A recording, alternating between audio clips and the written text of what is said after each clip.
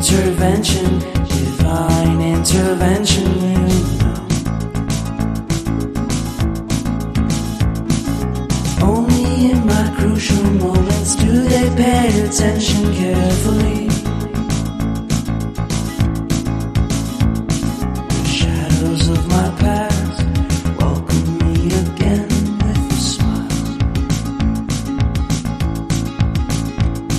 But something deep within, something new, lets me emerge from my cocoon.